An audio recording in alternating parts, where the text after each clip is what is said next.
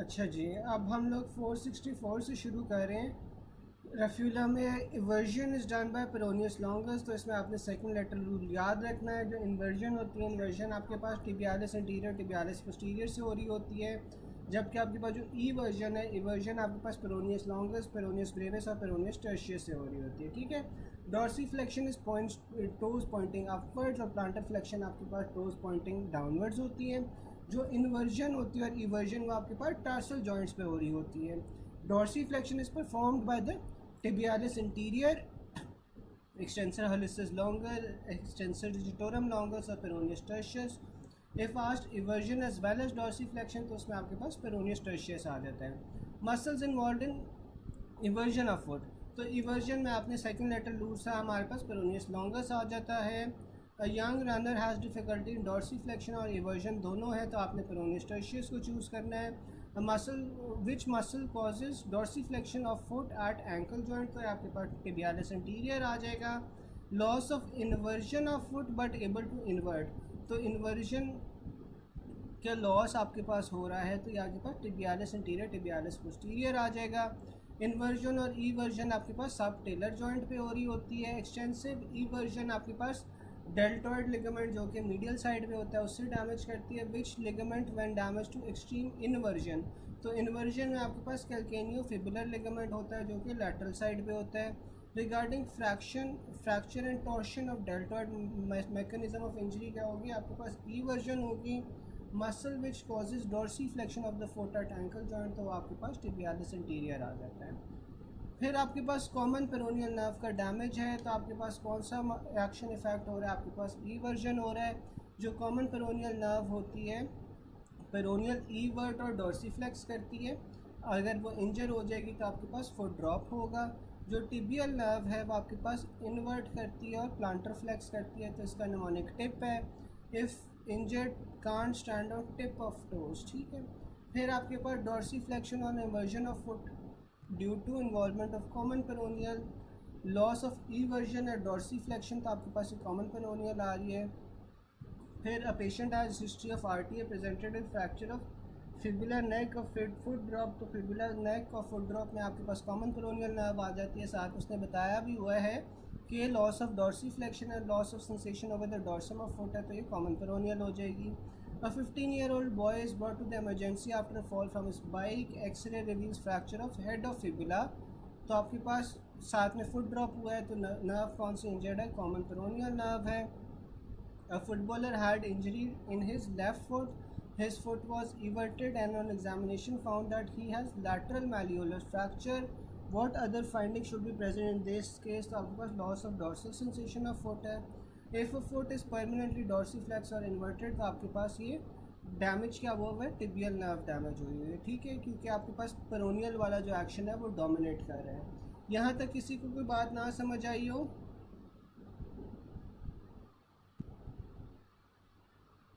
यहाँ तक कोई पॉइंट ना समझ आया हो?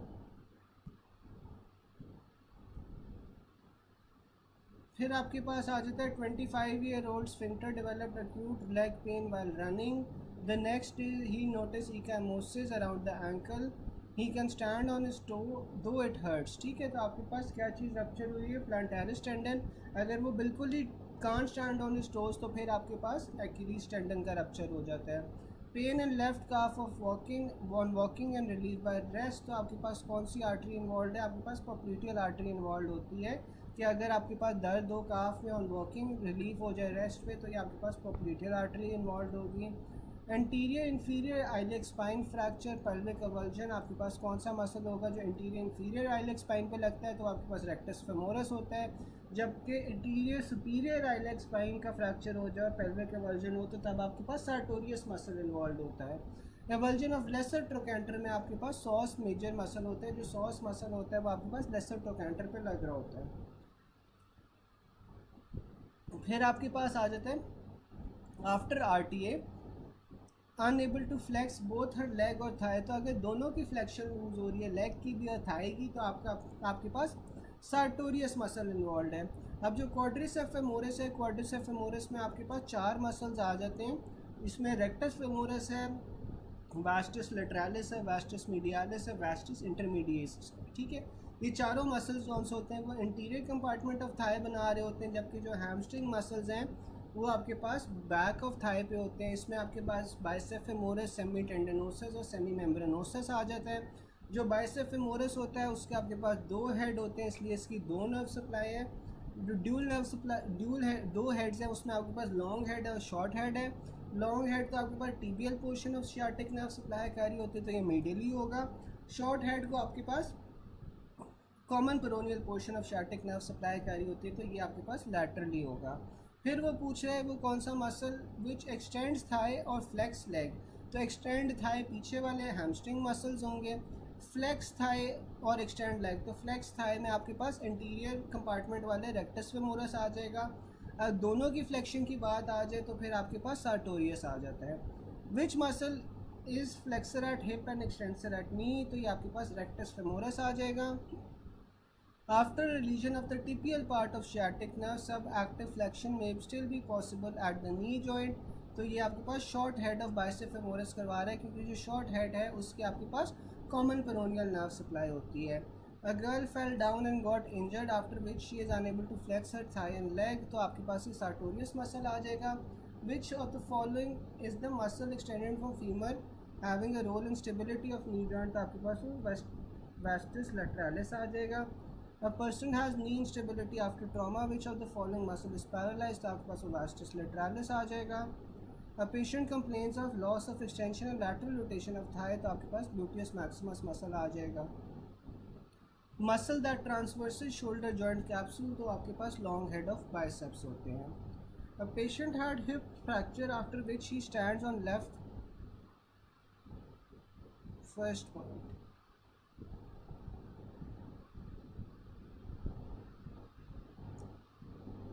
अच्छा, after a lesion in tibial portion of sciatic nerve. अब सियाटिक नर्व के दो पोर्शंस होते हैं, एक आपके पास टिबियल पार्ट होता है, एक कॉमन पेरोनियल होती है, दो नर्व्स दो में डिवाइड होती है ना सियाटिक नर्व। अच्छा, टिबियल पोर्शन के लीजन के बावजूद आपके पास कुछ फ्लेक्शन हो पा रही है, ठीक है, which may be possible at the knee joint. हाँ वही रिपीट कर रहा हूँ, फ्लेक्शन एट नी जॉइंट। अब आप ये देखो कि आपके पास जो पीछे नर्व सप्लाई है, पीछे आपके पास बाइसेप फेमोरस होता है, ठीक है, आपको ये तो पता है कि bicep femoris is a hamstring muscle. अब ये जो हैमस्ट्रिंग मसल होगा इसने फ्लेक्शन करवानी है एट द नी जॉइंट, जबकि एक्सटेंशन करवानी है एट द हिप जॉइंट। या थाई की ये एक्सटेंशन करवाएगा, नी की ये फ्लेक्शन करवाएगा, ठीक है। तो उसने बोला है कि जब टिबियल पोर्शन आपके पास वहाँ पे लीजन आ गया, उसके बावजूद आपके पास कुछ फ्लेक्शन हो रही है एट द नी जॉइंट, तो इसमें आपके पास मसल रिस्पॉन्सिबल कौन सा होगा, आपके पास फिर शॉर्ट हेड ऑफ बाइसेप्स होगा, क्योंकि जो short head of bicep femoris है that is being supplied by the common peroneal nerve, ठीक है। Common peroneal nerve short head को सप्लाई कर रही होती है, जो आपके पास नी की फ्लेक्शन करवा रहा है, ठीक है। डॉक्टर अमील समझ आ गया ये वाला point.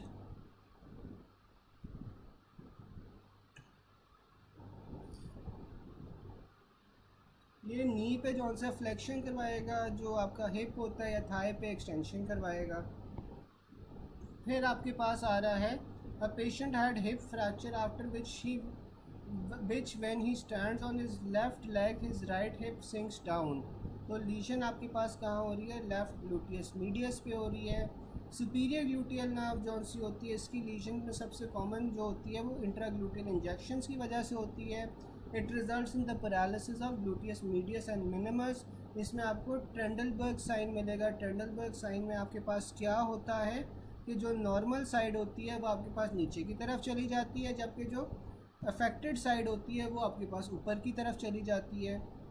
Normally when the body weight is supported on one limb, the gluteus of the supported side raise the opposite unsupported side of the pelvis. However, if the adductor mechanism is defective, तो इसमें क्या होता है कि जो unsupported side होती है वो ड्रॉप हो जाती है। इससे आप पॉजिटिव ट्रेंडलबर्ग साइन कहते हैं। It is caused by paralysis of gluteus medius, dislocation of hip joint and fracture of neck of femur. Patient walk नहीं कर पाता प्रॉपरली, स्वे या वैडल करता है on the paralyse side to clear the opposite side of the ground. इसे आप लर्चिंग gate भी कहते हो। अगर ये बायोलैटरल होगा तो बायोलैटरल पॉजिटिव ट्रेंडलबर्ग साइन वॉडलिंग गेट करवाता है, जबकि यूनिलैटरल पॉजिटिव ट्रेंडलबर्ग साइन आपके पास लर्चिंग गेट करवाता है। फिर आपके पास इंफीरियर ग्लूटियल नर्व आ जाती है। जो इंफीरियर ग्लूटियल नर्व होती है वो पैरालिसिस करवा रही होती है ग्लूटियस मैक्सिमस का।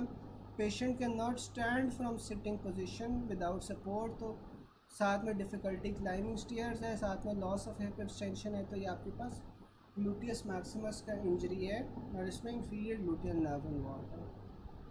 Patient female unable to stand from sitting position, normal gait, तो ग्लूटियस मैक्सिमस इंजर्ड है। Sinking of right side of pelvis, तो आपके पास ये लेफ्ट ग्लूटियस मीडियस का पैरालिसिस होगा। Patient unable to stand from sitting position, gluteus maximus है। Superior to piriformis आपके पास क्या इंजर हो रहा होता है, आपके पास सुपीरियर ग्लूटियल आर्टरी होती है। अगर one leg is raised in the air which muscle stabilises the pelvis, तो आपके पास ये ग्लूटियस मीडियस होगा। Intra gluteal injection is given in which technique to avoid damage, तो ये आपने superior gluteal damage to superior gluteal nerve, ठीक है। इंट्रा ग्लूटियल इंजेक्शन में आपके पास सुपीरियर ग्लूटियल नर्व जौन सी होती है वो इंजर हो रही होती है। मल्टीपल बोन फ्रैक्चर BP 70/50, पहला स्टेप क्या होगा मैनेजमेंट में, आपने वॉल्यूम रिप्लेसमेंट करनी है। फिर आपके पास अनलॉकिंग ऑफ नी जॉइंट में आपके पास कौन सा मसल होता है, पॉप्लिटियस मसल होता है, जबकि लॉकिंग के अंदर आपके पास क्वाड्रिसेप्स फेमोरस होता है, ठीक है। Also note that when patellar tendon tap what will happen, तो आपके पास क्वाड्रिसेप्स फेमोरस जो है वो कॉन्ट्रैक्ट कर देता है। The process of unlocking the fully extended knee in preparation of for flexion requires initial contraction of which of the following muscle, तो आपके पास पॉप्लिटियल मसल आ जाता है। Which one of the following is an intra articular tendon, तो आपके पास जो popliteus muscle होता है इसका जो टेंडन होता है वो इंट्रा आर्टिकुलर होता है। Most common fracture of bone after 60 years, तो आपके पास वो नेक ऑफ फीमर होती है। Most common fracture long bone आपके पास टिबिया होगी जबकि अगर वो पूछ ले कि most common fracture bone upper limb में कौन सी होती है तो वो क्लैविकल होती है। कार्पल बोन सबसे कॉमनली कौन सी फ्रैक्चर होती है, हैंड में स्केफॉइड होती है। सबसे कॉमनली डिसलोकेटेड बोन ल्यूनेट होती है।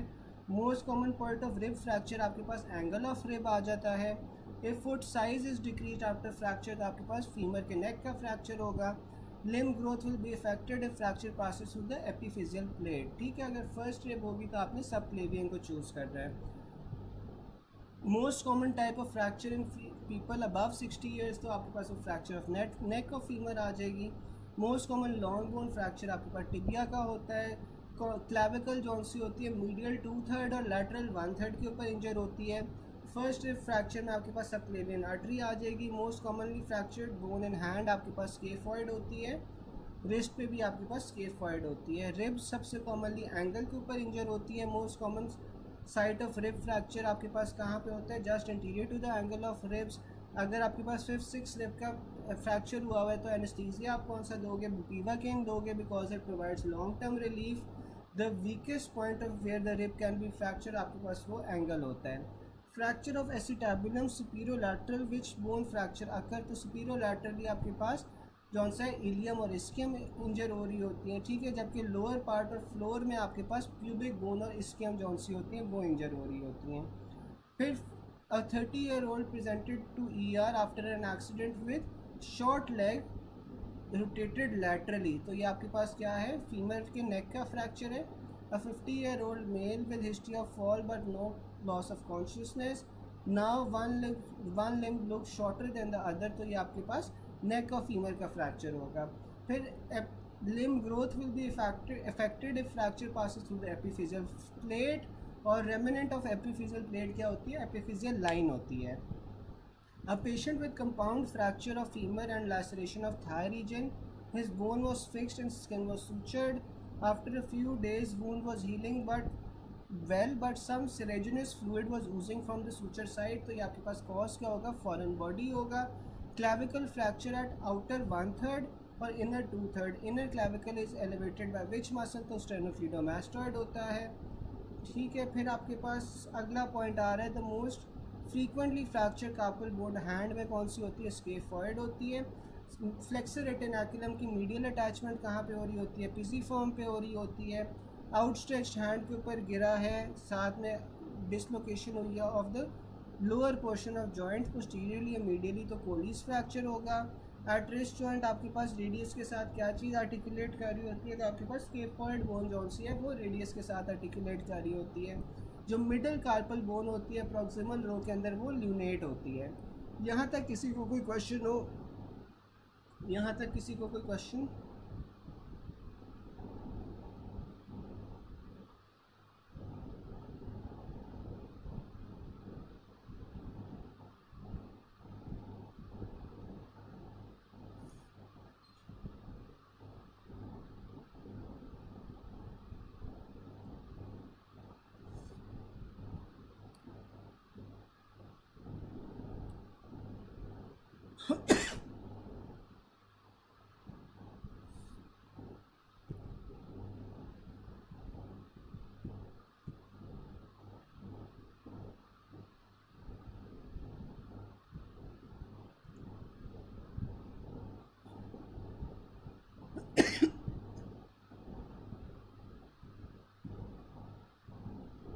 फिर आपके पास पुडेंडल नर्व रूट आ जाती है S2 S3 S4।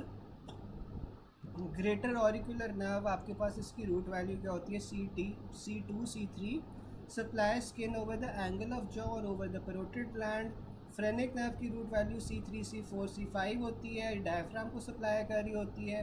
Long thoracic nerve आपके पास इसकी root value C5 C6 C7 होती है, नर्व टू सेराटस इंटीरियर होती है। मस्कुलोकुटेनियस नर्व की भी C5 C6 C7 होती है। अल्नर नर्व की C8 से T1 होती है। थोरैकोडोर्सल नर्व इस C6 C7 C8 और इन nerve to latissimus dorsi supply कर रही होती है। एक्सिलरी नर्व की C5 C6 होती है, डेल्टॉइड मसल को सप्लाई कर रही होती है।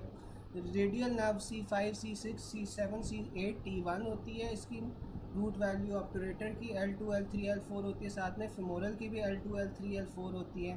पोडेंडल की आपके पास S2 S3 S4 आ जाएगी और जो पोडेंडल नर्व है वो पेल्विक डायफ्राम पेरिनियम और बाकी स्ट्रक्चर्स को सप्लाई कर रही होती है। जो मिड गट होती है उसकी T8 से T12 तक होती है, ठीक है। फिर आपको पता है कि जो पोडेंडल होती है वो S2 S3 S4 होती है, साथ में ये अगर आपके पास वॉइड नहीं पेशेंट कर पा रहा, ड्रिबलिंग ऑफ यूरिन हो रही है, तो ये आपके पास S2 S3 S4 आएगा। यूरिनरी इनकॉन्टिनेंस में भी S2 S3 S4 आ जाता है। जो S2 S3 S4 है वो आपके पास L1 L2 वर्टिब्रास के अगेंस्ट लाई करता है। फेमोरल नर्व की आपके पास और ऑब्टूरेटर की दोनों की L2 L3 L4 होती है रूट वैल्यू। फिर आपके पास आ जाता है C3 C4 C5 आपके पास फ्रेनिक नर्व की रूट वैल्यू होती है जो डायफ्राम को सप्लाई कर रही होती है।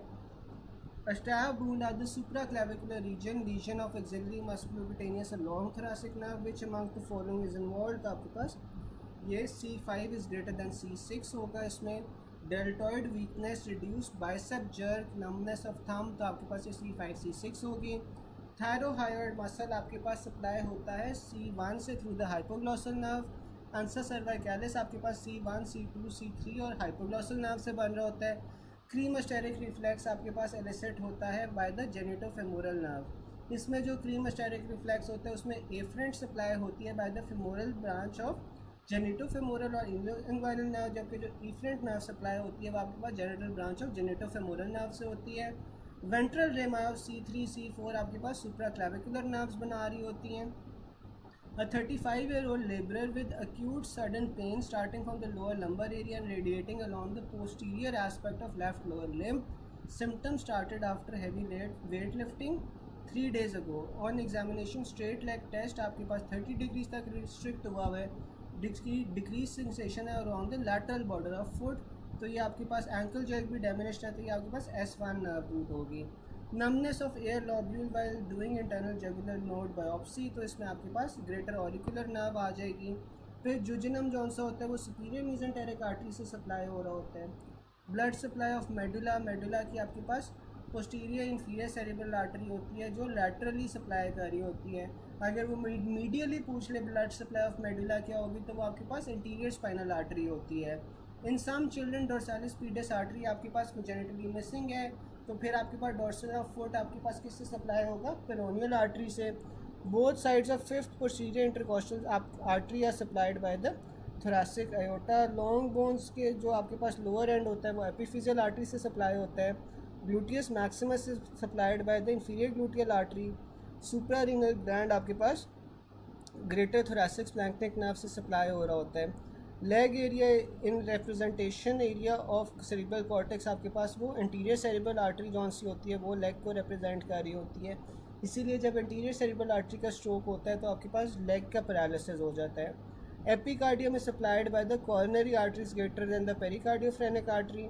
True about left suprarenal gland, तो आपके पास ये सप्लाई होता है by the inferior phrenic artery. Gall bladder आपके पास सप्लाई हो रहा होता है सिस्टिक आर्टरी से। रेक्टम आपके पास मीडियल सेक्रल आर्टरी से सप्लाई हो रहा होता है। Jejunum supplied by the superior mesenteric artery. Obturator internus muscle is supplied by sacral plexus। Sweat gland is supplied by the sympathetic cholinergic. फिर true is long bone epiphysis supplied by the epiphyseal artery. First 2 cm of duodenum is supplied by the supraduodenal artery. posterior interventricular septum is supplied by middle cardiac vein। फिर आपके पास blood supply of scalp is from the external carotid artery। supply to adrenal medulla is from the greater thoracic splanchnic nerve। parasympathetic nerve supplying the urinary bladder, आपके पास pelvic splanchnic nerve आ जाती हैं। जितने भी short muscles of hand होते हैं वो आपके पास T1 से supply होती हैं। Birth canal is supplied by inferior hypogastric plexus greater than pudendal nerve। blood supply to uterus आपके पास क्या होती है, uterine और ovarian artery। external anal sphincter आपके पास pudendal nerve से supply होता है। which part of parietal pleura is supplied partially by the phrenic nerve, तो आपके पास diaphragmatic part है। which part of parietal pleura is supplied completely by the phrenic nerve, तो वो mediastinal part होता है। muscles of back are supplied by the posterior या dorsal rami of spinal nerves। फिर trunk muscles आपके पास supply होते हैं by the dorsal rami of spinal nerves. जो इंटरकॉस्टल मसल्स होते हैं सप्लाइड बाय द इंटीरियर या ventral rami of spinal nerves. ठीक है, यहाँ तक किसी को कोई क्वेश्चन हो, कोई चीज़ ना समझ आई हो अपर और लोअर लिम्ब में से? यहाँ तक कोई question upper limb lower limb में से कोई चीज़ ना समझ आई हो?